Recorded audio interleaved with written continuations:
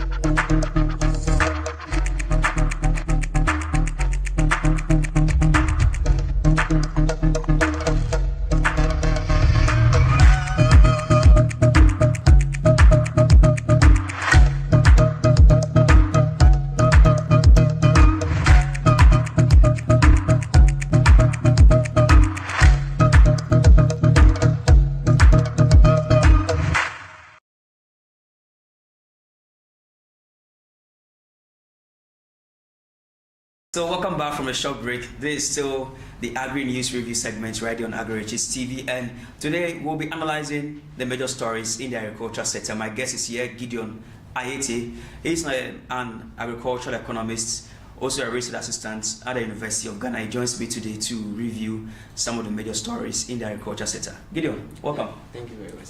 How are you? Life is very well. Yes, that's you can all feel the hardship in the economy. It is well, it is well. Yeah. You were at the launch of the agriculture economists gathering. Yeah. Okay. How was it?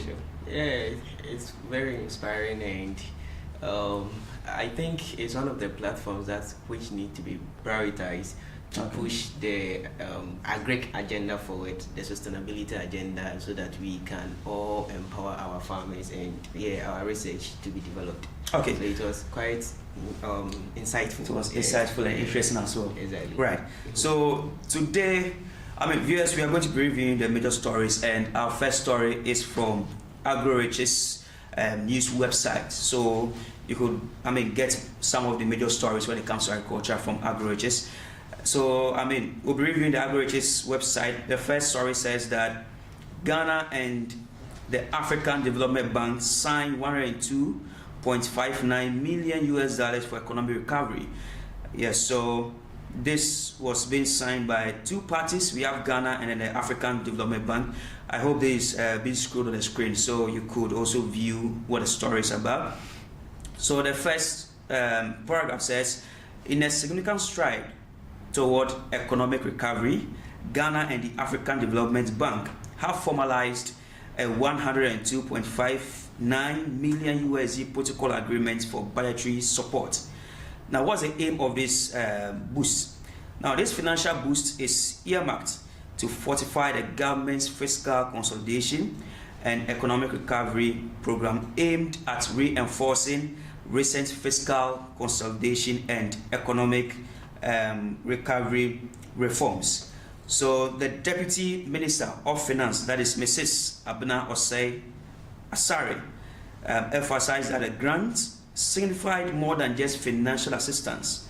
She says that it represents a vote of confidence in partnership built on trust, shared objectives, and a firm belief in Ghana's prospects. Now, one of the critical sectors that this budgetary or this economic recovery is going to focus on is agriculture. And we know that agriculture happens to be one of the critical sectors when it comes to developing the economy. Gideon, let me come to you. I mean, there is one partnership that over 100 million US dollars for economic recovery. It's cutting across different sectors of the economy, but because of this conversation, let's delve into agriculture. So to you, I mean, what does it mean for you, and what does it mean for the agriculture economy?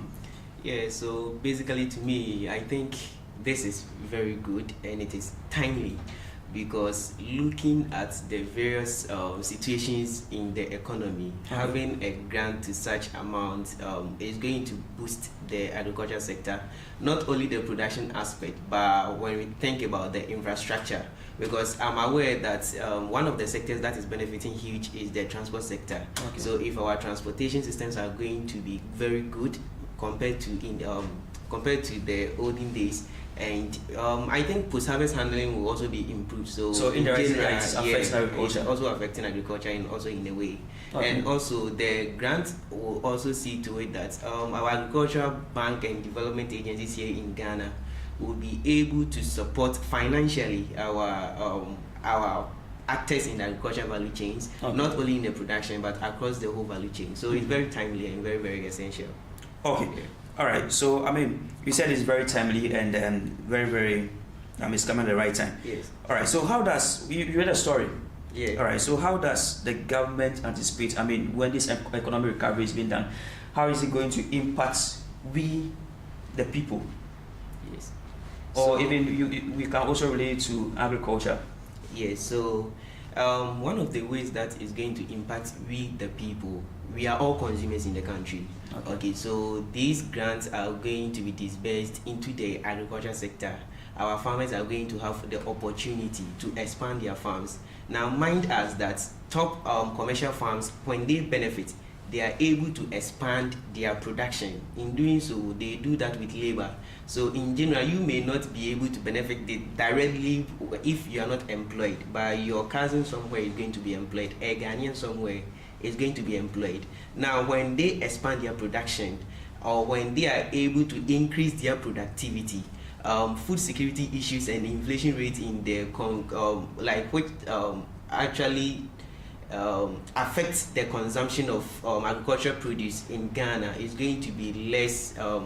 It's going to reduce. So in doing so, our whole consumers, the whole consumers in the country are going to be better off. And when they are better off, they are going to be food secured. And we know what are the implications of food security. Our health is going to be improved. So in general, our socio-economic development and economic improvements are going to be very, very good. All right. Yeah. So we hope that this would actually bring about the economic recovery. They are saying. Yeah, very, very. We hope that it will be successful. Yeah. All right. So let's quickly move to the second story for our discussion this morning. This is on myjoyonline.com. Myjoyonline.com is talking about the Plenty for Food and Jobs. So I hope that you are, reading it on the screen right now. So it says that this is from the Agri-Excellence team to government. So they are saying that government under the Plenty for Food and Jobs should promote organic fertilizers to promote food security. Gideon. Yes. All right, this is a critical issue. Very, very critical. We are talking about organic farming. Yeah. Its impact on agriculture, its impact on promoting food security. They are saying that the impact of the Ukraine war has really had an impact on agriculture. Yeah. So we are not able to get more fertilizers from these countries to use on our farms here. So they are advocating for the use of organic fertilizers. Exactly. What is your take on this? Yes, so this is a right call to government that we have to prioritize our organic systems, because if we are calling farmers to engage in sustainable farming, sustainability, by mind us, even doing the demand analysis on our various markets in the Western world, where we wish we can export most of our produce to earn higher revenue, these consumers are prioritizing organic products, So you could hear of like certifications and other things which are prioritizing organic products, and they are giving premiums. So why don't we ensure that or promote our farmers to go into organic farming, where they can also earn higher revenues compared to like as the same as their colleagues in other countries elsewhere who are into organic farming. And looking at this is also like it's a right call, because organic fertilizers are produced right here locally in Ghana.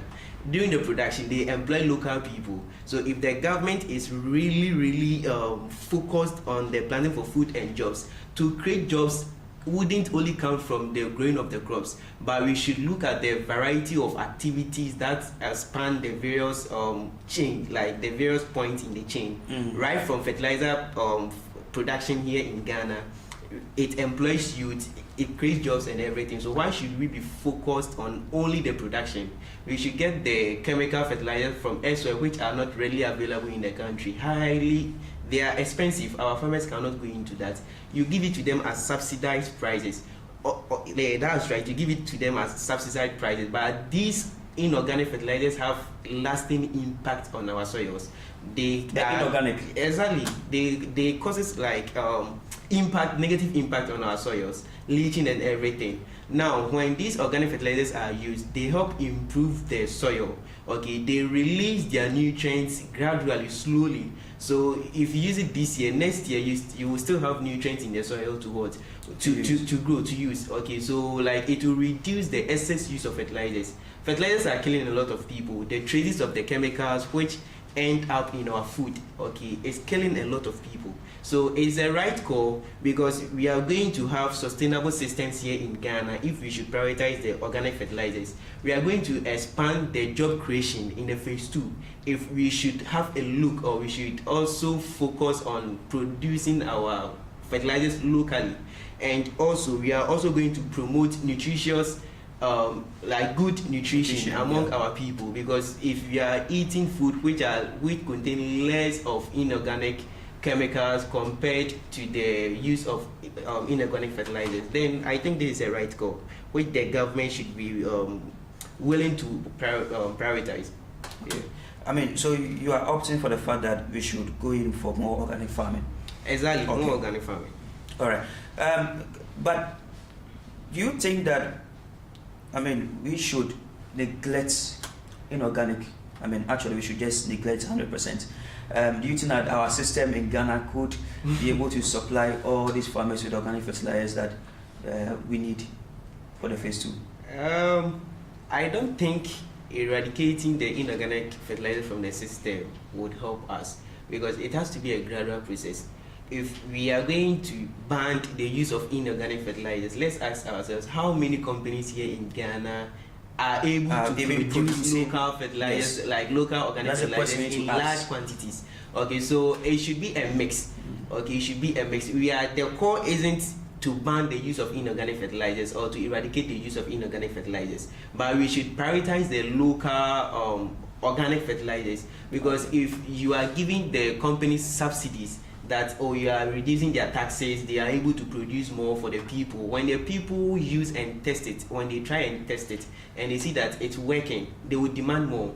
And as demand is increasing, no one will ask the companies to produce more. They themselves will be willing to produce more. So more. You are saying that we should also create an enabling environment for these businesses. Exactly. Yes. Yeah, we should create an enabling environment for the businesses who are into the production of local organic fertilizers to thrive. But are you aware that some countries have actually banned, the import of inorganic fertilizers, the chemical fertilizers? Yeah. They are using the homegrown fertilizers. Exactly. I'm aware some countries have banned that.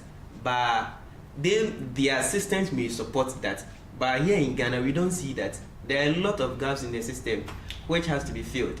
Okay, if you have like 0.5 hectares of farmland, you can use the homegrown, like home prepared, homemade organic fertilizers. But commercial farmers, like you can't use it. You can't use the homegrown. Okay, that's why we have the recycling plants coming around to help produce more of the organic fertilizers. But even at that point level, we still need to supplement with the inorganic fertilizers. So it's all about setting up machinery to process this, to get these organic fertilizers. Yeah. Yes. So we've been reviewing the news stories in the agricultural sector. I've been speaking to Gideon Aite here in our studio, and we've reviewed 2 stories so far. The first one was the Ghana and then the African Development Bank signing over 100 million US dollars to promote or for economic recovery. The second one has to do with the fact that some agricultural stakeholders are urging the government to promote organic fertilizers under the phase 2 of the Planting for Food and Jobs. We'll be going in to review the third story, but let's go for a quick break. When we come back, review, we'll be talking about agricultural financing. We'll be delving into an allocation of 10% funds from the Fidelity Bank to the agricultural sector. Stay tuned, we'll be right back.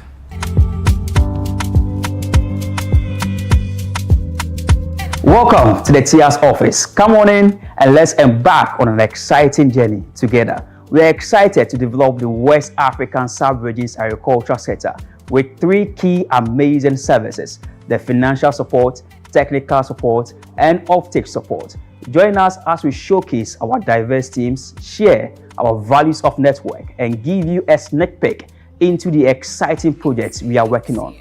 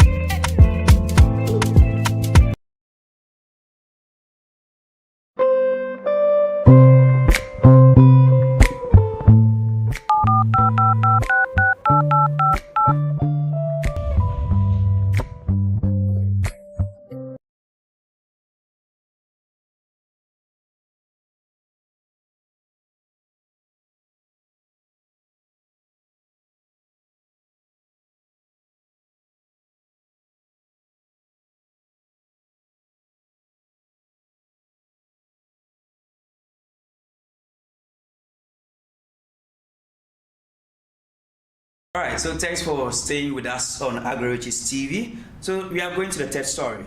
Now it says that Fidelity Bank allocates 10% of loan portfolio to agriculture. This is a critical sector that we are looking at. Agriculture financing by the banks, and we've seen the Fidelity Bank actually allocating 10% of its loan portfolio to agriculture. I'm going to read the first and some subsequent paragraphs here. So the Divisional Director for Retail and Business Banking at Fidelity Bank says 10% of the bank's loan portfolio is actively dedicated to the support of the agricultural sector. She emphasized that the strategic commitment of Fidelity Bank's support to agriculture and the promotion of overall growth of agribusiness. The bank, she said, was therefore collaborating with other stakeholders to provide comprehensive support to the sector. So this event was designed to highlight the opportunities and challenges within the sector and promote synergy between or among stakeholders to boost support for the industry. This is from Fidelity Bank. Yes. They are allocating 10% of their bank portfolio loan to farmers. Yeah. This is very interesting. We are talking about agricultural financing in Ghana. Yes. Farmers are finding difficult to access funds or capital to expand their farms and all that.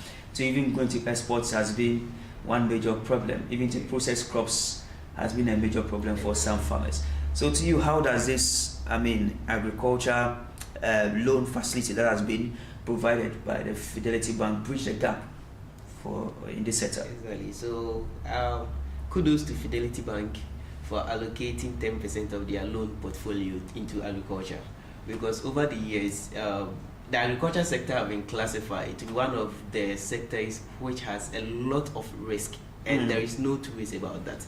But Fidelity Bank putting their measure, like putting in the correct measures in order to remediate this most of the risk and going into support agriculture with 10% of their loan portfolio. They deserve all the applause, okay, and kudos to them. But let me just say that this is a good call, but my challenge now, is that how many of these farmers will be able to have access to such loans? Okay, last week, Nana Ama made mention that most of our farmers do not have the data. They don't keep records, right? And when we are talking about poverty are not on the side of the commercial farmers. But when we are talking about poverty, we are thinking about the farmers in the rural communities, right? Okay. If we can improve the agriculture sector, it's not only the commercial farming aspect, but rather the rural community. So Fidelity Bank has been able to put in the measures. I'm very sure that some banks would be willing to do that, but the risks involved, their systems are not that robust that they will be able to overcome such risks. So other agencies who work or who partners with our farmers, farm-based organizations and other things, they should really assist our farmers so that when such opportunities arise, they will be able to take chance of that. Okay, I mean, you made mention of the fact that they understood the risk. Yeah. She explained that it is difficult to find data and information on the sector, Yeah. and makes it difficult to really understand the kind of risk a bank takes when it underwrites an agricultural facility. She noted that a lot more needed to be done to make it easier for the sector to grow. She, however, declared, as this vital sector continues its upward trajectory, Fidelity Bank stands resolute in its commitment to fostering collaborative partnerships with key stakeholders and authorities. So I mean, she made it clear that it's very difficult, I mean, to understand the kind of risks, I mean, in the agriculture sector. And now, you made mention that the rural banks, the rural farmers, most of them don't have proper records of their farms. So it's very difficult for them to access the farms. Exactly. Yeah. So as I said, the risk comes from, if you are coming for a loan from me and I don't have any data about you, I don't have your credit score and everything, I can't give you the loan. Yeah. So I'm very sure Fidelity Bank will want to start with the commercial farmers, those who can provide it. And I think it's high time most of these financial institutions would also put priority, or will also prioritize sustainability, right? Fidelity Bank can't go out and be like, we are supporting sustainable farming and everything, but through such initiatives that we have loans, but any farmer who is willing to go into sustainable agriculture, who is going to benefit from that. So they put in measures to monitor and evaluate every process during the activity, and then I'm very sure that it will go a long way if we can have farmers who are willing to go into such aspect, and then we can educate them. So education will also come in. Again, our farmers have to be educated. Yeah. Exactly, they have to be educated. But we have the grown-ups like 60, 70 who are into farming. They need to expand their businesses. I mean, when will they be educated? Extension workers are doing their duties, they are doing their part. But I'm very sure that the other agencies now, they can provide us the data, but they have to expand. So what do we do? So we should be thinking about alternatives. If we can group them together as the traders do, so that we give it to the group, so we collect the loan from the group, so that we don't give it to individuals. So there are other alternatives that we should be looking at to help our farmers. So you are saying that, I mean, the farmers should be grouped into, let me say, organizations. Exactly. All right. So like we have the general agricultural workers, you know, that's a GAU. I mean, they could take that loan facility and then disburse it to individual farmers. So the parent organization has, I mean, the bearing of that. Exactly. Okay. Yeah. Very, very simple. All right. I mean, this is from a bank facility. I mean, this is a private sector. But let's move into the government sector. I mean, when it comes to the allocation of budgets by the government to the agriculture sector, very, very low. Yeah, very, very low. What do you have to say to that? So, I don't know if it's intentional. We all know that our resources are very scarce.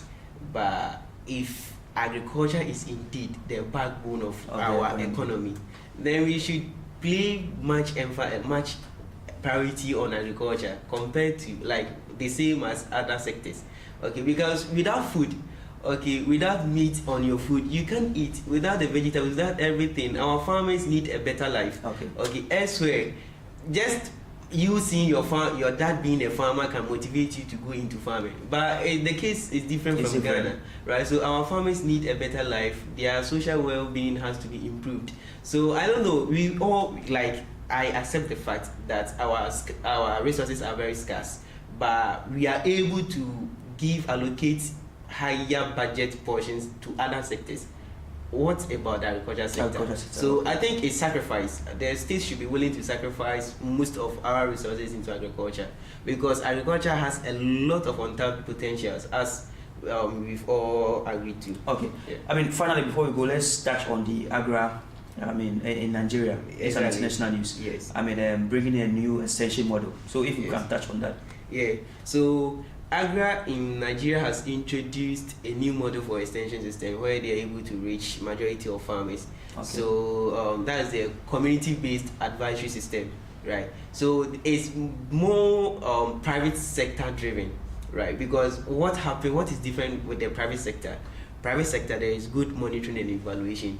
With the private sector, the workers, like, remuneration and incentives are given. Right, so the extension workers are motivated to even go out there more. They are willing to invest compared to the government, the public sector. Okay. Right, so I'm not surprised Agra has been able to reduce the ratio of extension officers to farmers from 1:5,000 to 1:500. That's in Nigeria. Exactly. That's 1:5,000. Yeah, initially it was 1:5,000, one extension officer to 5,000 farmers. And but through the new model, it's now 1:500. That is still big. Ghana should be learning from it. Exactly. We are also experiencing 1:1,800 and all that. Exactly, and I think it's high time Ghana should be looking at these systems where we have a lot of private sector in the agriculture extension services to provide to supplement what the government is doing, because the government alone cannot do that. We need the private sector. We need the technologies. That's what Agra is doing, and it has been proven very, very well. So I think it will be very good if Ghana can also look at that and then consider it. Okay. Yeah. I mean, Gideon, thank you so much. This has been very insightful, and we thank you for coming to the studio to, digest these issues to our audience. Yeah. Thank you. You're welcome. Yeah. All right. So this is how we wrap up on the Agri News Review segment on AgroHS TV. My name is Prince Opoku Dogbe, and we reviewed 3 major stories. And with the last story, we also touched on the fact that Agra in Nigeria has reduced the extension service to farmers. They've actually introduced a new model. So now one extension officer is taking care of 500 farmers, whereas in the past where one extension officer is to 5,000 farmers. So Ghana should also be preparing to change its agricultural extension model for economic development. My name is Prince Opoku Dogbe once again, and this has been the news review on AgroHS TV. Meet you same time next week Monday. For now, bye bye.